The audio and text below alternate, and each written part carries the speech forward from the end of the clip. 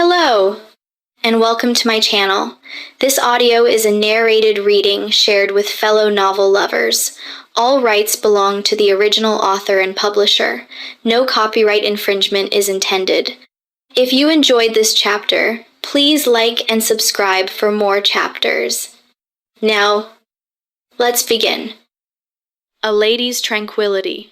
Story of Kunning Palace. 宁安如梦. Author, Shi Jing. Chapter 44. Changes. Xiaoshu had the highest status among several people, and she had a good relationship with Yao Shi. After questioning her for a long time, she frowned even more when she saw that she only cried but did not answer. She simply stopped asking, and took the letter out from under Yao Shi's arm. It would become clear, after reading it. Obviously, this letter was not written to Yao Shi, but to Yao Shi's father, the Grand Tutor, Yao Qingyu. After reading it, Master Yao forwarded the letter to Yao Shi. After reading it, Yao Qingyu had passed it to Yao Shi without adding a single word of commentary. This Zhang Jia truly is a man of character, Xiaoshu murmured in a low voice after reading the letter. She was actually a strong-willed person and didn't like to listen to others, so she said to Yao Shi, "Stop crying. Are you still not embarrassed enough?" Yao Shi's crying became quieter. Xiaoshu then asked, "You just said a few days ago that you don't want this marriage. Now that Zhang Jia has taken the initiative to write a letter to cancel the engagement, you don't have to bother with any tricks anymore. Isn't that good?" Yao Shi buried her head, and no one could see her expression clearly. But the crying that had just subsided was suppressed and gradually became uncontrollable again. Xiaoshu and Chen Shui looked at each other, both knowing that this matter was no longer appropriate to discuss in public. They also guessed Yao Shi's thoughts and said, "Let's go in and talk." After that, the two of them helped Yao Shi get up and went to her room. Everyone was left staring at each other. Fang Miao had a strange look on her face, and the pointer of the compass in her hand swayed slightly as she looked at the backs of the three people. She couldn't help but mutter, "It's strange that you are still not happy after your wish came true." Jiang Shunin, however, curled her lips mockingly. What Xiaoshu and Chen Shui could guess, she could naturally guess too, but she was not very happy about it. The protagonists had all left, and she didn't want to stay in the hall any longer, so she left the hall and headed towards her own room, using the excuse of tidying up the room. Fang Miao thought about it and followed. Jiang Xuening turned around and looked at her. Fang Miao smiled awkwardly, as if she was a little embarrassed, but followed Jiang Xuening without and said, "At that time, Miss Yao Shi almost believed You Yu's words and wanted to tarnish Zhang Jia's reputation. Second Miss Jiang even had a tantrum. Now that the engagement has been cancelled, second Miss Jiang doesn't seem to care at all. So, I'm a bit stupid. Why is Yao Shi crying? What are they going to talk about?" From the first day she entered the palace, Fang Miao was certain that Jiang Xuenin was a person with luck. Whether it was true or not, Jiang Xuenin could not figure it out. It's just that, since she has entered the palace and will stay for half a year, she naturally couldn't be like before and have no friends at all. Fang Miao was a mysterious person with her own way of survival, but she was one of the few people who escaped unscathed in her previous life. Although she followed the trend a little, she was not a bad person at heart. Jiang Xuenin thought about it and smiled. "Why do you think Master Yao sent a letter?" Fang Miao said, "Isn't it just for Yao Shi to read?" Jiang Xuening said, "That letter was originally written to Master Yao, and it was written by a man, and then forwarded to a young lady in her quarters. Isn't it rather inappropriate? Besides, if you just want to let her know that Zhang Jia cancelled the engagement, you can just write another letter to tell her. Why bother giving her a letter as well?" Fang Miao blinked in astonishment.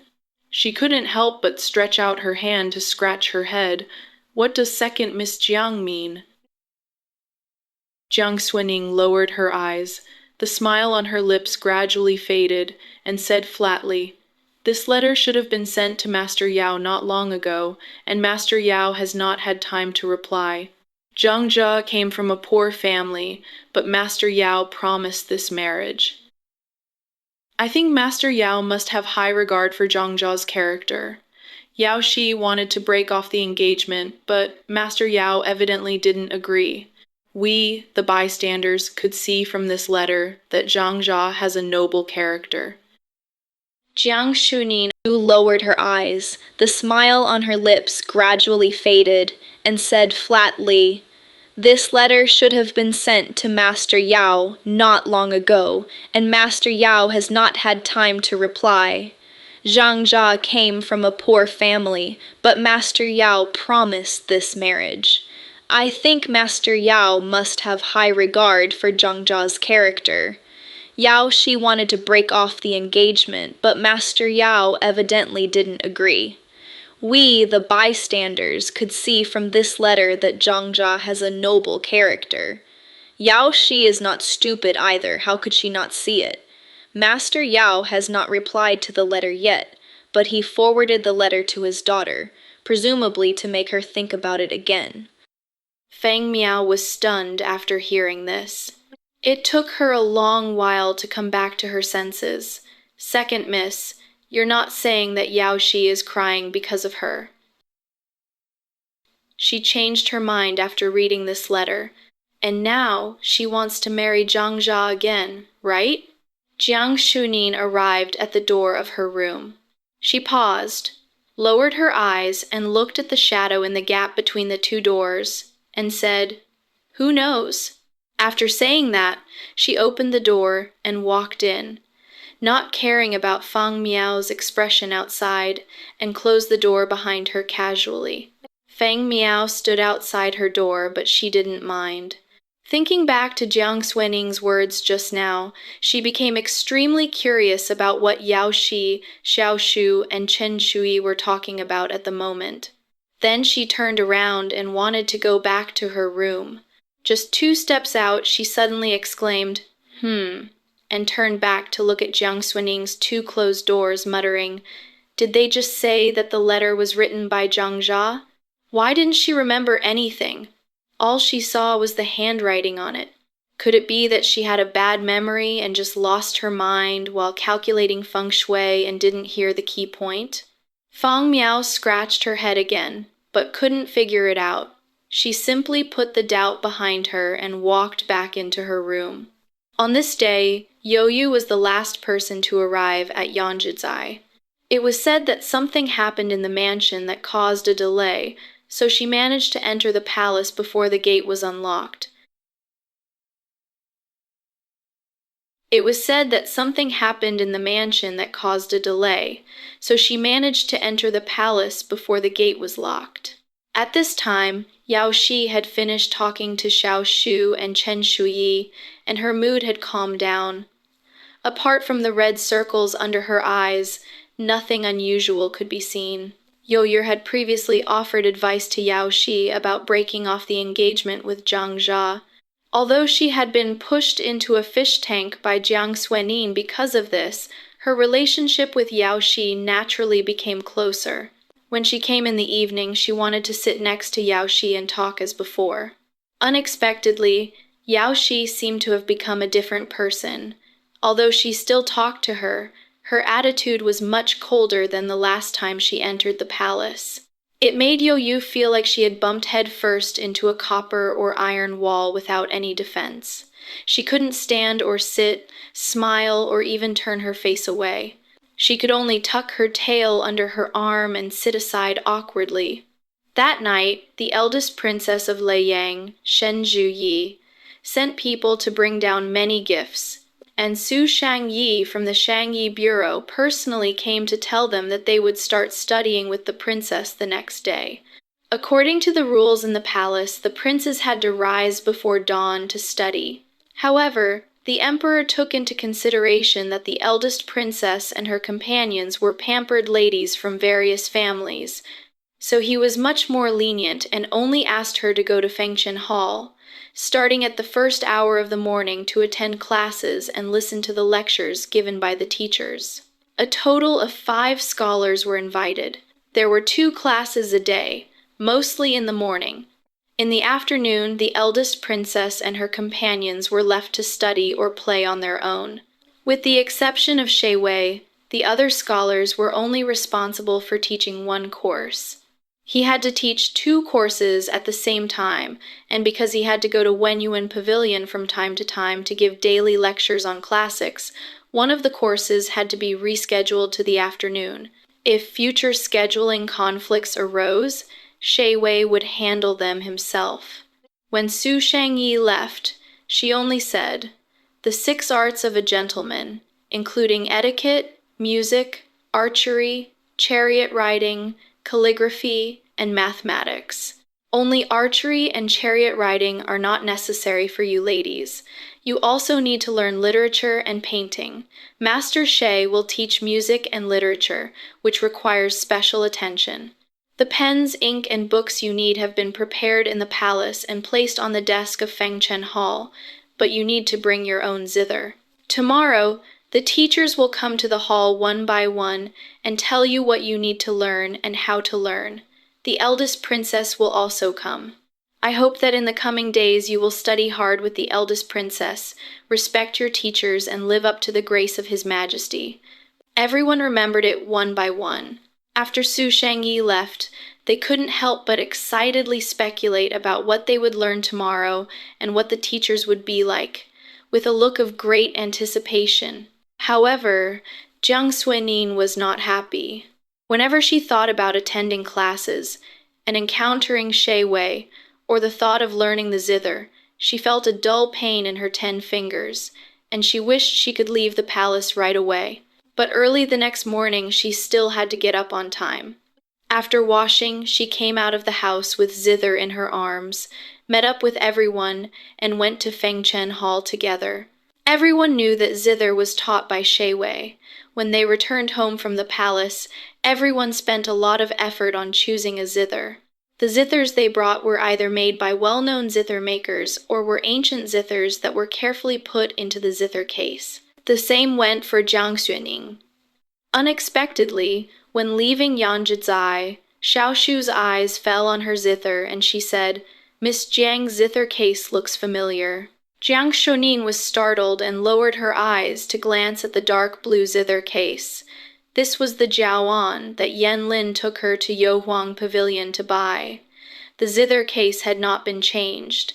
It was still the one Lu Xian had put the zither into when he handed it to them. She didn't know why Xiaoshu felt it looked familiar. At that moment, she just said, "It's just an ordinary zither case. You can see them everywhere." "It's really not something you can see everywhere. I heard that a zither named Jiaoan came to Youhuang Pavilion some time ago. I sent someone to buy it, but the owner of the zither shop actually said that the zither was found for young Marquis Yan and would not be sold to others. I felt sorry about it for a long time, but I didn't expect to see it here with Miss Jiang today." Xiao Shu was wearing a deep purple palace dress today, looking dignified and noble. She suppressed everyone else and only looked at Jiang Xuenin and smiled. It seems that the zither was not for young Marquis Yan himself, but was found specifically for second Miss Jiang. Everyone's eyes immediately fell on the zither held by Jiang Xuenin. Chen Shui, Fang Miao, Zhou Baoying, and others were just a little curious. However, Yo-Yo easily recalled the scene that could be called a slap in the face at the Double Ninth Festival banquet. Her expression was not good, and she looked at Jiang Xuening with a hint of contempt. Yao Rongrong stood behind the crowd and looked at them silently. Ever since the Double Ninth Festival banquet at the Earl of Qingyuan's mansion, the news that Yan Lin, the Yongyi Marquis' son and the Jiang family's second daughter, had a close relationship, had spread throughout the capital, and everyone who was slightly informed knew about it. Moreover, Yan Lin was going to have his coming-of-age ceremony next month, and there were only a few days left, so everyone guessed that the Yan and Jiang families must have secretly decided on a marriage so they did not criticize the relationship between the two young children. There weren't many people gossiping outside. Firstly, neither family said anything, so it was not the turn of outsiders. Secondly, because the Yongyi Marquis' mansion was so powerful, others did not dare to say much. But now Xiaoshu actually said it without hesitation. Jiang Xuenin thought that the conflict between her and Xiaoshu in her previous life was because of the position of empress, and neither one was willing to give in, so they fought to the death, and in the end, neither of them had a good ending. And in this life, she did not want to be the empress, let alone marry Shen Jie. There was no conflict of interest between the two of them. And with Xiaoshu's pride as a member of an aristocratic family and her intelligence that was as good as men, she should not take the initiative to provoke any dispute. In other words, Xiaoshu wouldn't target her. Therefore, without knowing whether she did it intentionally or not, Jiang Xuening could only think that she was unintentional, so she did not show any anger and just smiled as if it were normal. Although Jiawan is good, it is not among the most famous instruments in the world. Although Miss Xiao missed this one, I'm sure she can easily find a better one, right?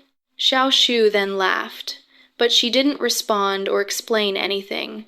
She just asked the palace maid holding the zither to follow her and continued towards the Fengchen Palace. Everyone's eyes couldn't help but fall on her zither, but no one could identify the origin of the zither. They could only guess from the Hetian jade pendant hanging on the zither bag that the zither was anything but ordinary.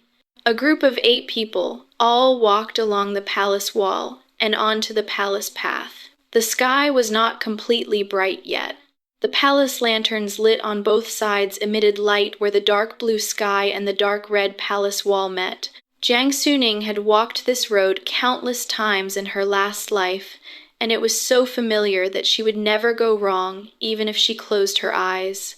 So absent-mindedly, she fell behind. Yao Shi was walking in front, but for some reason she kept looking back as she walked. Seeing that Jiang Xuenin was at the end, her pace slowed down. After a while, she naturally arrived at Jiang Xuening's side. Jiang Xuening noticed her at this moment and frowned quietly in the dim light. She just thought that no one would approach her for no reason, so she asked, "Miss Yao, what can I do for you?" Yao Shi looked at her, very seriously. After a while, she smiled and lowered her voice. "I'm just suddenly very curious about Miss Jiang. If it hadn't been for Miss Jiang's kind words and advice a few days ago, I'm afraid I would have made a big mistake and not only ruined my reputation, but I would have missed a good marriage. Now that I think about it, I feel that I should be grateful. However, I still have some doubts in my heart. I didn't understand at the time that Miss Jiang told me to do nothing and wait. I didn't understand at the time until I saw the letter of withdrawal from my father yesterday, and then I knew what Miss Jiang meant. If I didn't know that the second Miss Jiang and young Marquis Yan were a couple, I'm afraid I would have thought that you and Zhang Jia had a close relationship. But, second miss, it seems that you really know Mr. Zhang very well." Jiang Xuening looked down at the road and did not answer. Yao Shi began to feel a little resentful. Just thinking of yesterday's letter and what Xiaoshu and others said to her, she felt a rare, sweet shyness. There was a slight blush on her cheeks, and there was some rare hesitation and anxiety in her voice. She said to Jiang Xuenin, "Now I know why my father appreciates him. Although he wrote a letter to my father to cancel the engagement, it turns out that he was afraid that his career would not go well in the future, and that I would suffer if I married him. But isn't the most important thing for a daughter's family to find a husband? After I saw the letter, I thought that if I could really get married to him, I would not be wronged in the future. And my father can still help me, so it may not be that bad. I want to write to tell my father that I have changed my mind. What does second Miss Jiang think?" The sky in the east was already turning pale, and a thick fog floated in the Forbidden City. In front of her, Only a corner of the Fengchen Hall in front of it stuck out from the mist, but it made Jiang Suinin feel a strange sense of emptiness. For a moment, malice surged like a tide. A voice in her mind was shouting frantically, "Be a bad person, Ning. Be a bad person. Don't care what others think. Just go and grab it. Go and grab Zhangzha. That was given to you by God." But she couldn't. There seemed to be a pair of eyes looking at her through the fog, reminding her that she had promised to be a good person in the future. In the end, those voices disappeared. Jiang Suning blinked and felt herself falling into the fog. She looked at Yao Shi and heard her calm voice without any flaws. "Miss Yao has not made a big mistake. It is rare to find your way back after straying. Your father would definitely be very pleased if you could get married to Master Zhang." Thank you for listening to this chapter. For advance releases of upcoming chapters, you can join me on Patreon. Don't forget to like, share, and subscribe for more chapters, and kindly support this channel on Ko-Fi. The link is in the description below.